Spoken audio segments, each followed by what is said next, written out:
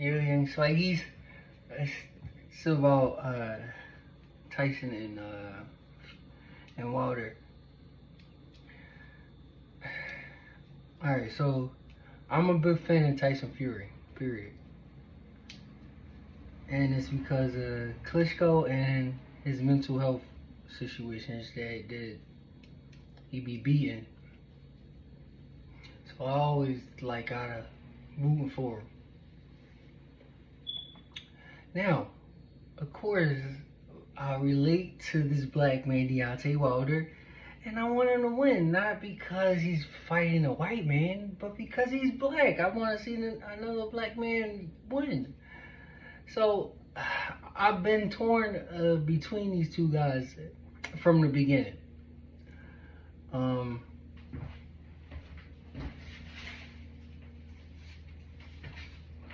The first fight, I was like, I'm good. I don't want them niggas to fight ever again.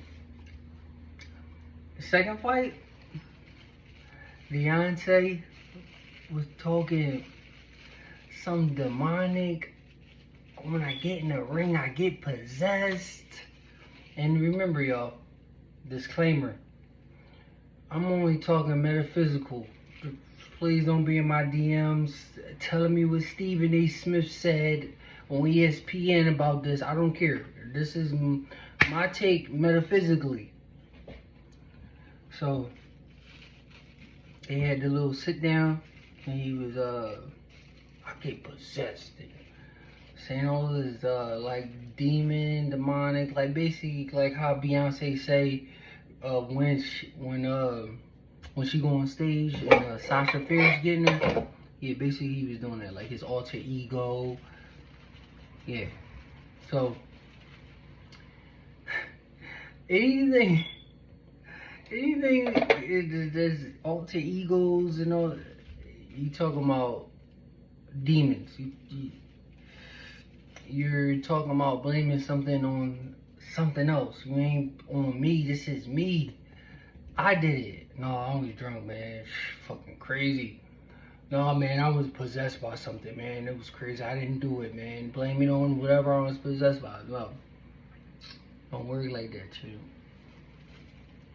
Whenever you start, listen, man, even if the other person that you are going up against, and not just in boxing, but in life, like, the person, like, yeah, man, I'm possessed. I'm a demon for real. The moment you say anything about God, even if you bring up Jesus Christ, it supersedes all that demonic possession shit, yo. So I automatically, as soon as he said that, and Tyson Fury started talking about Jesus Christ and God, I'm like, this nigga gonna lose bad. He gonna lose bad. And that's what happened. He lost bad. Now, after he lost bad, he couldn't take the loss. He couldn't take that. He couldn't take the loss at all. So he refused to accept that he lost, and you really can't move forward and mature as a man if you're not accepting those type of things. And let him humble you. You're not gonna really move forward. So after this fight, and both of these guys are like, you know, they are both in the entertainment industry, so they ain't like the most righteous people in the world. But because it's how God works, and God always, like, everything's not a bad thing. Like God, alright, so the fuck is his name? And Giant, David and Goliath, right? Goliath, when they was about to fight, on both sides, the little people, short people, they was scared. They was scared to fight. Goliath's side, Goliath side was ready to go, but Goliath was a giant, so they all be tipping off of Goliath. They don't just be, they wait for Goliath to start acting crazy, and then they act crazy.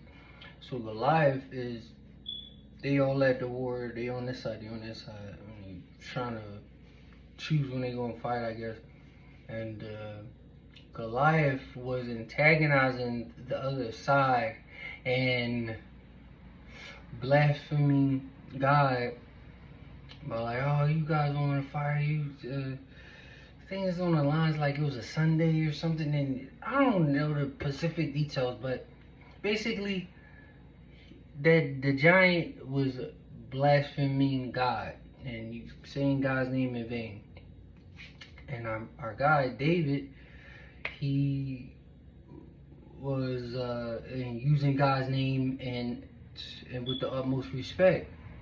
God's always going to take the person's side that says his name, and like you for the hold it high.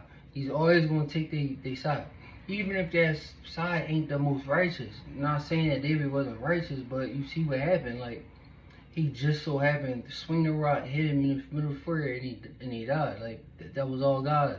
There wasn't nothing else that helped him do that. That was miracle and godly coincidence that he hit him.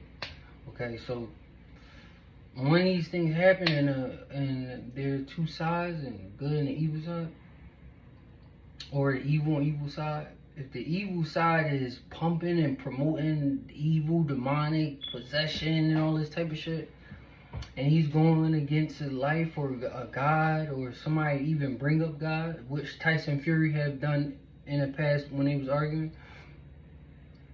they're going to win. Like it's going to be in their favor because other people are watching this, and it might look bad, but damn, he was saying God and God's name, he was going to beat him. Damn, he really won. Maybe I need to get closer to God. Now, if the person that was possessed and acting all crazy, he say, yeah, I won. I was possessed by Baal. The demon possessed me and I beat his ass. That is leading the younger ones down the wrong path, man. That's going to have people thinking that that's cool. And it's not. So whenever we use God's name for his purpose, for righteous purpose, the force is gonna be on our side. Life is gonna be on our side. And this was my metaphysical take on the Deontay Wilder and Tyson Fury fight. Like, yeah, man. And wearing that damn demonic costume, and he's getting possessed. Like, bro, you gonna lose. But I'm gonna say it because again, I was torn between I want the black man to win, but like I really fuck with Tyson Fury. Like he's game. He's a man. He's a man. And I don't be stamping a bunch of men. He's a man's man. When you beat mental health, man, shit like put you on a whole nother level. Like I really can beat anything. I just have to have patience. But appreciate y'all for listening. Seriously, Swaggy.